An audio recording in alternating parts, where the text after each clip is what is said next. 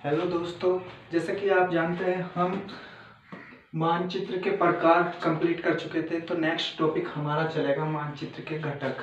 मानचित्र के घटक की बात की जाए तो घटक कितने प्रकार के होते हैं? 3 प्रकार के घटक होते हैं। 3 प्रकार के घटक होते हैं। कौन कौन से घटक होते हैं? सबसे पहला घटक होता है दूरी। सबसे पहला घटक दूरी। दूसरे नंबर पे आता है दिशा। दिशा दिशा तीसरे नंबर पे आता है प्रतीक। प्रतीक। तो ये 3 घटक होते हैं, दिशा, दूरी, प्रतीक। यदि ये तीनों ना हो तो मानचित्र कंप्लीट नहीं माना जाता। तो इनके घटक कौन कौन से हैं? दूरी। जैसे कि दूरी, आप देखिए, आपको ना 10 सेंटीमीटर के क्षेत्र में कितना 100 किलोमीटर लंबा पुल दिखा दिया। लंबा पुल दिखा दिया। पुल तो मतलब दूरी का मतलब क्या है?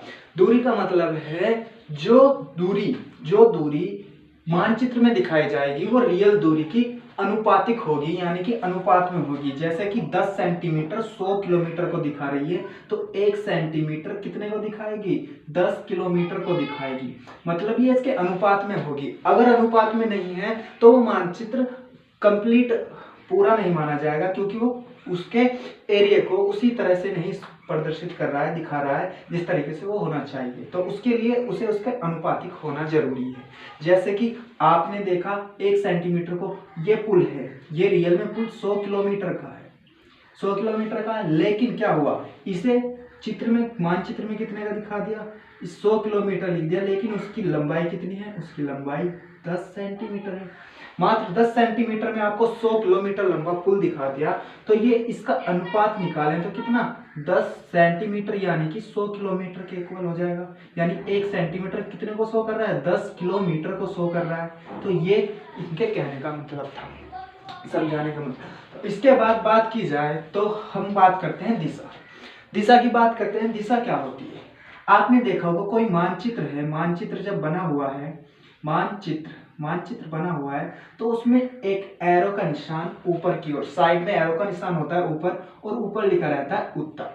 उत्तर ये शो करता है कि उत्तर दिशा ऊपर की ओर है। उत्तर दिशा ऊपर की ओर है। और आप जानते हो यदि हमें उत्तर दिशा का ज्ञान है तो हम पूर्व, पश्चिम, उत्तर, दक्षिण सभी दिशाओं का ज्ञात कर सकते हैं। सभी दिशाओं को ज्ञात कर सकते हैं, यहाँ तक कि इनके बीच की दिशाओं को भी ज्ञात कर सकते हैं।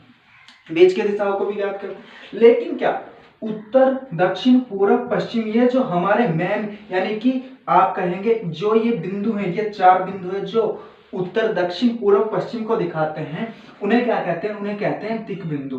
दिक बिंदु, दिक बिंदु कहते हैं या दिक बिंदु कहते हैं, ठीक है ना? दिक बिंदु, दिक बिंदु यानी कि उत्तर, दक्षिण, पूर्व, पश्चिम, इन चारों बिंदुओं को दिखाने वाले, यानी इन चारों दिशाओं को दिखाने वाला बिंदु क्या कहलाता है? दिक बिंदु कहलाता है। दिक बिंदु कहलाता है। इसके बाद बात करते हैं हम प्रतीक की। प्रतीक क्या होता है? देखिए प्रतीक क्या होता है, तो प्रतीक के बारे में बता दें तो प्रतीक क्या होता है? मान लीजिए आप एक नक्शा बना रहे हैं, यानी मानचित्र बना रहे हैं।